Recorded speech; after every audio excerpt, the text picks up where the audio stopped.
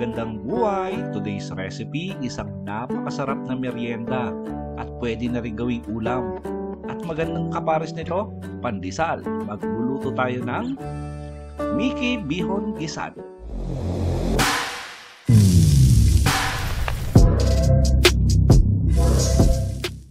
Magpainit lang ng kawali, tapos lagyan natin ng konting mantika. Yung una nating gagawin, ipiprito muna natin yung ating squid ball. Ngayon, pwede naman kayo gumamit rito ng chicken cam o di kaya fish ball. Pero mas masarap pag squid balls yung gagamitin natin. Gagawin natin dito, iba-brown lang natin or itutusta lang natin yung ating squid ball. Siguro mga approximately mga nasa 4 to 5 minutes. Moderate flame lang or katamtamang init lang ng apoy. Tapos pag medyo brown na yung ating squid ball, gagawin natin dito ay hahango lang natin. At itatabi muna natin tapos hiwain natin sa gitna. Tapos niyan ay isunod na natin yung ating pork strips. Isasangkutsa muna natin hanggang maging brown din yung appearance. Parang medyo matusta natin ng konti yung ating baboy. At gumamit po ako rito ng pork belly kaya medyo may taba. Nako, napakasarap niyan pag nagmantika mamaya. Sangkutsa lang natin to mga siguro 6 to 7 minutes hanggang maging brown yung appearance. Tapos gagawin natin dyan, hahango lang natin at itatabi muna natin.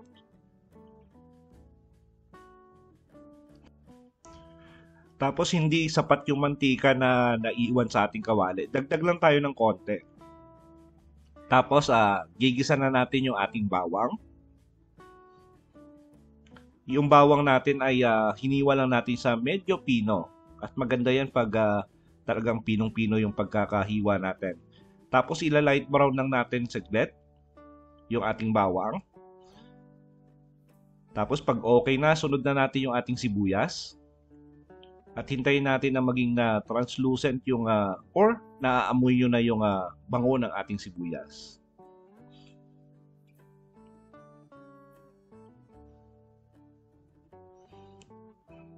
Pag okay na yung ating sibuyas, lalagay na natin ulit yung ating sinangkutsang pork belly or yung ating pork strips at yung ating squid balls na hiniwa natin sa gitna. Haluin natin saglit.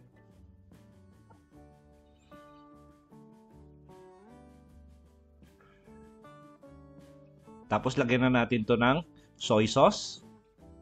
Lagay din tayo ng oyster sauce. Haluin natin para ma-absorb ng squid balls natin at saka ng pork belly or pork strip yung ating seasoning. Tapos lagyan natin ng black pepper powder, siguro mga 1/4 teaspoon. Ngayon depende po yan sa inyo, mayroon kasi na mahilig talaga sa paminta. So nasa inyo na po yan. Pero I do suggest lagay lang tayo ng mga 1/4 teaspoon na black pepper powder. Tapos lagyan na natin to ng sabaw. Lagyan natin ng 1 liter of water. Tapos haluin natin saglit. At maglalagay din tayo rito ng broth cubes. Isang piraso at gumamit po ako rito ng pork flavor. Tapos maglalagay din tayo ng asin at saka ng konting asukal. Maganda kasi pag medyo may konting tamis, alat yung mag-aagaw-agaw doon sa ating Mickey Bihon. And by the way, para sa kumpletong details o listahan ng ating recipe, sinulat ko po sa description box. Tapos haluin natin saglit at gagawin natin dito ay tatakpan natin, sisimmer natin mahinang apoy for 15 minutes. Then after 15 minutes, malambot na yung ating pork strips kasi maninipis na hiwa lang yan. Susunod na natin yung ating mga gulay. Tapos lagay na natin dito yung ating carrots at saka yung Baguio beans. Ngayon pwede kayong magdagdag rito ng celery o di kaya kinchay. Depende po yan sa inyo. Haluin natin saglit tapos takpan natin for about 2 minutes. Moderate flame for 2 minutes.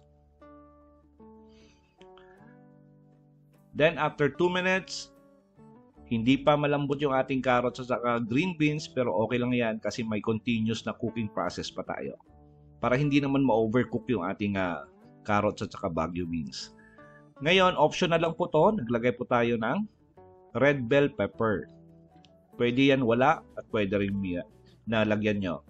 Tapos naglagay na rin ako rito ng Chinese cabbage. Tapos haluin natin saglit.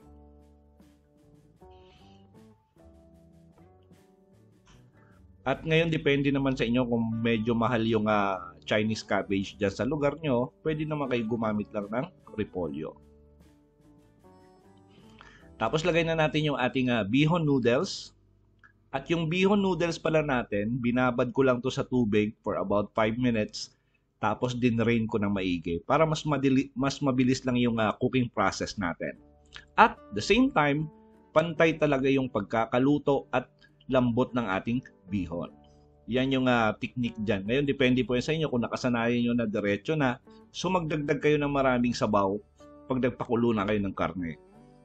Kasi chances, pag konti yung tubig, mahihilaw, gagawin nyo, magdadagdag ulit kayo ng tubig. Takpan lang natin for few seconds, siguro mga 30 seconds, para lang mag-steam yung ating noodles sa loob. Tapos haluin natin. At medyo may sabaw pa yan, okay yan kasi lalagay pa natin yung ating lomi noodles. At gumamit pa ako rito ng malalaking noodles. Tawag dyan ay lomi or Mickey. Yung nabili kong lomi noodles ay luto na yan. So ginawa ko dyan, binlanch ko lang yan sa boiling water for 5 seconds para lang matanggal lang yung oil or preservatives niya pag binili nyo. Haluin natin na maigi. Sangkot siya natin na maigi. Maganda to pag nahalo nyo na maigi. Tapos talagang tuyong-tuyo, wala nang sauce doon na makikita sa ilalim ng kawali. Tapos umuusok-usok na siya. Nako, napakasarap pag nasangkot siya natin na maigi. Siguro it will takes around 5 to 6 minutes. Regularly na yung haluin para pantay yung pagkaka-blend ng lasa doon sa ating noodles. At pwede na natin to ilipat sa ating lagayan. At napakagandang partner dito ay pandesal. Ngayon kung meron kayong siopaw, nako, mas talagang perfect partner yung siopaw at saka yung Mickey bihon. At sigurado pa kung nagustuhan nyo yung ating recipe sa araw na to, please like and share the video. Tapos kung bago po kayo sa ating kusina, please don't forget to subscribe at pindutin yung notification bell para updated kayo sa mga susunod pa nating masasarap na recipe. At huwag nyo na rin kalimutan na mag-follow sa ating kusina sa Facebook. Salamat sa panonood at ito ang Kusina ni Dan Levy.